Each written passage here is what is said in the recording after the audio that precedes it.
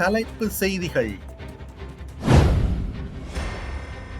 இலங்கையை அதிர வைத்த சம்பவம். பல மில்லியன் டாலர் அரசு நிதியை சுருட்டிய ஹேக்கர். இலங்கை கடற்கரையில் கரையொதுங்கிய அபாயகரமான நெகிழி மணிகள். மட்டக்களப்பில் விவசாயி சுட்டுக்கொலை, பிரேத பரிசோதனையில் உறுதி. சவுதியில் உள்ள இலங்கையர்களுக்கு விசேட அறிவிப்பு. பிரித்தானியாவில் 2008ற்கு பிறகு பிறந்தவர்களுக்கு விதிக்கப்பட்ட தடை. விரிவான செய்திகள். அமெரிக்க டாலர் 22.9 மில்லியன் கடனை செலுத்த வேண்டியிருந்த ஒரு நாட்டிற்கு கடன் தவணையாக திரைசேரியினால் செலுத்தப்பட்ட 2.5 மில்லியன் டாலர் தொகை கணனி ஹேக்கர் ஒருவருக்கு சென்றுள்ளதாக தெரிய வந்துள்ளது. நேற்று நடைபெற்ற அமைச்சரவை தீர்மானங்களை அறிவிக்கும் ஊடகவியலாளர் சந்திப்பில் இது தொடர்பாக ஊடகவியலாளர்கள் கேள்வி எழுப்பினர். அதற்கு பதிலளித்த அமைச்சரவை பேச்சாளர் அமைச்சர் வைத்தியர் நலிந்த ஜெயதிச இது தொடர்பான விடயங்களை உள்ளடக்கி சபாநாயகருக்கு கடிதம் ஒன்றை சமர்ப்பித்துள்ளதாக குறிப்பிட்டார். அதற்கமைய இது குறித்து ஆராய்ந்து விசாரணைகளை முன்னெடுப்பதா இல்லையா என்பது குறித்து சபாநாயகர் தீர்மானம் எடுப்பார் என்றும் அவர் தெரிவித்தார். ரத்தினபுரி மாவட்டத்தின் நீலகாமம் தோட்டத்தில் வீடற்ற தமிழ் தொழிலாளர் ஒருவர் கட்டிய வீடு உடைக்கப்பட்டு பொதுமக்கள் மீது தாக்குதல் நடத்தப்பட்ட சம்பவத்திற்கு தமிழ் முற்போக்கு கூட்டணியின் தலைவர் மனோ கணேசன் கடும் கண்டனம் தெரிவித்துள்ளார். ஹெல்மெட் குண்டர்கள் அராஜகத்தில் ஈடுபட்டு வீடற்ற தமிழ் பிரஜை ஒருவர் கட்டிய வீட்டை உடைத்து தாக்குதல் நடத்திய சம்பவம் மலையக மக்கள் மத்தியில் பெரும் கொந்தளிப்பை ஏற்படுத்தியுள்ளது. சட்டவிரோதமாக வீடு கட்டினார் என்ற குற்றச்சாட்டில் நிஷாந்தகுமார் என்பவர் காவத்தை போலீசாரால் கைது செய்யப்பட்டார். சம்பவத்தின் போது இடம்பெற்ற தாக்குதலில் காயமடைந்த கணேசன் விஜயகாந்த் என்பவர் தற்போது மருத்துவமனையில் அனுமதிக்கப்பட்டுள்ளார். இந்தியாவின் கேரளா கடற்கரையில் விபத்துக்குள்ளான MSC எலசா 3 கப்பலிலிருந்து வெளியேறிய அபாயகரமான பிளாஸ்டிக் மணிகள் தற்போது இலங்கையில் வடமேற்கு கடற்கரை பகுதிகளில் கரையொதுங்கி வருகின்றன. புத்தளம் வனாத்தவில்லு பிரதேச செயலகத்திற்குட்பட்ட கொங்கணத்த மற்றும் பழுக்காத்துத்துறை கடற்கரையில் பெருமளவிலான பிளாஸ்டிக் மணிகள் கரையொதுங்கியுள்ளமை கண்டறியப்பட்டுள்ளது. இதனையடுத்து அப்பகுதிகளை தூய்மைப்படுத்தும் பணிகளை முறையாக திட்டமிடுவதற்காக கடந்த ஞாயிற்றுக்கிழமை விசேட கள ஆய்வு பயணம் ஒன்று மேற்கொள்ளப்பட்டது. இதனால் ஏற்பட்டுள்ள சுற்றுச்சூழல் பாதிப்புகளை கட்டுப்படுத்த கடல் சுற்றுச்சூழல் பாதுகாப்பு ஆணையம் தீவிர நடவடிக்கைகளை மேற்கொண்டு வருகின்றது. ஆய்வின் போது தூய்மை பணிகளை எவ்வாறு முன்னெடுப்பது மற்றும் சுற்றுச்சூழல் பாதிப்புகளை எப்படி குறைப்பது என்பது குறித்து விரிவாக ஆலோசிக்கப்பட்டது. இதில் வனாத்தவில்லு பிரதேச செயலாளர் R. பிரபாகரன், கடல் சுற்றுச்சூழல் பாதுகாப்பு ஆணையத்தின் தலைவர் சமந்த குணசேகர, பொது மேலாளர் ஜகத் குணசேகர, பூக்குளம் கிராம அலுவலகர் மற்றும் அதிகாரிகள் குழுவினர் கலந்து கொண்டனர். விபத்துக்குள்ளான கப்பலிலிருந்து வெளியேறிய இந்த சிறிய பிளாஸ்டிக் மணிகள் கடல்வாழ் உயிரினங்களுக்கு பெரும் அச்சுறுத்தலாக அமைந்துள்ளன. இவை மீன்கள் மற்றும் ஆமைகளால் உணவென தவறாக கருதப்பட்டு உட்கொள்ளப்படுவதால் கடல்சார் உணவு சங்கிலி கடுமையாக பாதிக்கப்படும் அபாயம் ஏற்பட்டுள்ளது. கள ஆய்வின் முடிவில் பிரதேச செயலகத்தின் முழுமையான ஒத்துழைப்புடன் தன்னார்வலர்கள் மற்றும் பாதுகாப்பு பிரிவினரை ஒருங்கிணைத்து கடற்கரையை சுத்தம் செய்யும் பணிகளை உடனடியாக தொடங்க தீர்மானிக்கப்பட்டது. கலந்துள்ள இந்த பிளாஸ்டிக் மணிகளை அகற்றுவது சவாலான காரியம் என்பதால் இதற்கென விசேட தொழில்நுட்ப முறைகளை கையாளவும் அதிகாரிகள் திட்டமிட்டுள்ளனர். அதோடு கடல் வளத்தையும் கடற்கரை அழகையும் பாதுகாப்பு நோக்கில் முன்னெடுக்கப்படும் இந்த தூய்மை பணியில் பொதுமக்களின் ஒத்துழைப்பையும் அதிகாரிகள் கோரியுள்ளனர். மட்டக்களப்பு களுவாஞ்சிக்குடி பிரதேசத்தில் மிளகாய் சேகை தோட்டத்தில் காயங்களுடன் கடந்த 19ஆம் தேதி ஞாயிற்றுக்கிழமை சடலமாக மீட்கப்பட்ட 68 வயதுடைய விவசாயி உள்நாட்டு துப்பாக்கியால் சுட்டுக் கொல்லப்பட்டதாக தெரிய வந்துள்ளது.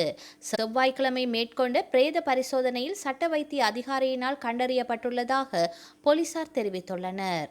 ஞாயிற்றுக்கிழமை காலையில் களுவாஞ்சிக்குடி கடற்கரை வீதியிலுள்ள வீட்டு திட்டம் பகுதியிலுள்ள மிளகாய் சேகை தோட்டம் ஒன்றில் விவசாயியான ஸ்ரீமுருகன் கோவில் வீதியை சேர்ந்த 68 வயதுடைய நபர் ஒருவர் தோட்டத்தில் வைத்து இனம் தெரியாதோரால் அவரை கூறிய ஆயுதங்களால் வெட்டி கொலை செய்யப்பட்ட நிலையில் சடலமாக மீட்கப்பட்டு மட்டு போதனா வைத்தியசாலையில் பிரேத பரிசோதனைக்காக ஒப்படைக்கப்பட்டது.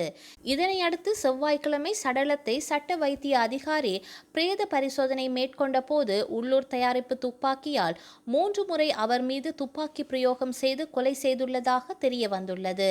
மேலும் இந்த துப்பாக்கிச் சூட்டை மேற்கொண்ட சந்தேக நபரை தேடும் நடவடிக்கை குறித்து போலீசார் விசாரணைகளில் ஈடுபட்டு வருவதாக தெரிவித்துள்ளனர். சவுதி அரேபியாவில் வசிக்கும் இலங்கையர்களின் நலன் கருதி கான்சியுலர் சேவைகளை விரிவுபடுத்த நடவடிக்கை எடுக்கப்பட்டுள்ளது. அதற்கமைய வார நாட்களில் தூதரக சேவைகளை பெற்றுக்கொள்ள முடியாதவர்களுக்கு மாத இறுதியில் வரும் வெள்ளிக்கிழமைகளில் சேவைகளை வழங்க தீர்மானிக்கப்பட்டுள்ளது.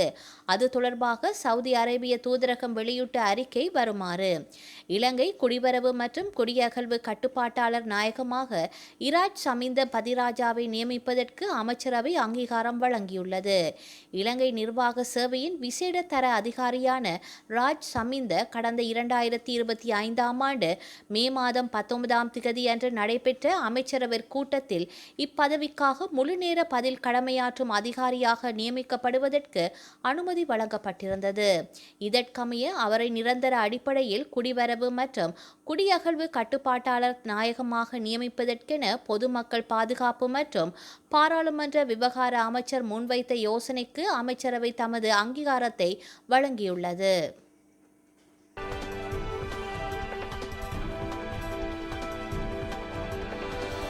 (2008ஆம் ஆண்டிற்கு பின்னர் பிறந்த எவரும் இங்கிலாந்தில் புகையிலை பொருட்களை வாங்குவதை தடை செய்யும் சட்டம் மூலம் அந்நாட்டு பாராளுமன்றத்தில் நிறைவேற்றப்பட்டுள்ளது.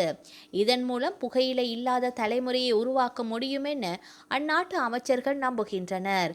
புகையிலை மற்றும் மின்னணு சிகரெட் சட்டமூலத்தின் கீழ் 2009ஆம் ஆண்டு ஜனவரி மாதம் 1ஆம் திகதியன்று அல்லது அதற்கு பின்னர் பிறந்த எவருக்கும் இங்கிலாந்து முழுவதும் சட்டப்பூர்வமாக புகையிலை விற்கப்பட மாட்டாது. மேலும் குழந்தைகள் இருக்கும் இடங்கள், விளையாட்டு மைதானங்கள், பாடசாலைகள் மற்றும் மருத்துவமனைகளுக்கு வெளியே சிகரெட் அல்லது வேப் பிடிப்பது தடை செய்யப்பட்டுள்ளது. கடந்த 2024ஆம் ஆண்டு நவம்பர் மாதம் 5ஆம் திகதியன்று அறிமுகப்படுத்தப்பட்ட இந்த சட்டம் மூலம் நாடாளுமன்றத்தின் இரு அவைகளிலும் விவாதிக்கப்பட்டு பல்வேறு திருத்தங்கள் செய்யப்பட்டு இரு அவைகளிலும் நிறைவேறியது. அடுத்த வாரம் அரசின் ஒப்புதலை பெற்றவுடன் சட்டமாக நடைமுறைக்கு வரும். இங்கிலாந்தின் பெரும்பாலான மரணங்கள் மற்றும் தீவிர நோய்களுக்கான முதன்மை காரணியாக விளங்கும் புகையிலை பழக்கத்தை முற்றிலும் ஒழிப்பதே இதன் நோக்கமாகும். புகைப்பிடித்தல் காரணமாக இங்கிலாந்தில் ஆண்டிற்கு 4 லட்சம் பேர் மருத்துவமனையில் அனுமதிக்கப்படுகின்றனர் மற்றும் 64,000 பேர் இறக்கின்றனர்.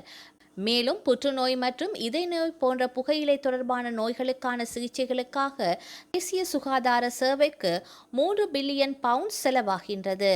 இதனால் நாட்டின் உற்பத்தி திறன் பாதிக்கப்பட்டு ஆண்டிற்கு 21.3 பில்லியன் பவுண்ட்ஸ் முதல் 27.6 பில்லியன் பவுண்ட்ஸ் வரை இழப்பு ஏற்படுவதாக கூறப்பட்டுள்ளது.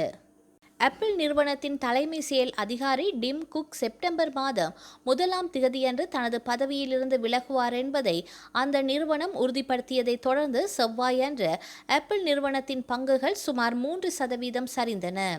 இதன் மூலம் அந்த நிறுவனத்தின் தலைமை பொறுப்பில் அவர் 15 ஆண்டுகளாக வகித்து வந்த பதவி முடிவுக்கு வந்துள்ளதுடன் உலகளாவிய வணிக உலகில் மிகவும் உன்னிப்பாக கவனிக்கப்பட்ட தலைமை பரிமாற்றங்களில் ஒன்றாகவும் இது அமைந்துள்ளது. எதிர்வரும் செப்டம்பர் மாதம் 1ஆம் திகதியன்று டிம் குக் செயல் தலைவர் பொறுப்பிற்கு மாறுவார். அதே நேரத்தில் ஆப்பிள் நிறுவனத்தின் வன்பொருள் பொறியியல் துறையின் மூத்த துணைத் தலைவரான ஜான் டெர்னஸ் தலைமை செயல் அதிகாரியாக பொறுப்பேற்பார். ஆப்பிள் நிறுவனத்தின் பங்கு நாஸ்டாக்கில் முந்தைய நாள் இறுதி விலையுடன் ஒப்பிடும்போது 2.9% சரிந்து $265.4 என்ற குறைந்தபட்ச விலையை எட்டியது. ஆப்பிள் நிறுவனம் அன்றைய தினம் முன்னதாக குக் பதவி விலகியது அதன் நிர்வாக குழுவால் அங்கீகரிக்கப்பட்ட ஒரு நீண்டகால வாரிசுரிமை திட்டத்தை தொடர்ந்தே நிகழ்ந்ததாகவும் இது ஒரு திடீர் மாற்றத்தை காட்டிலும் தொடர்ச்சியையே குறிப்பதாகவும் தெரிவித்துள்ளது. வரலாற்றில் இன்று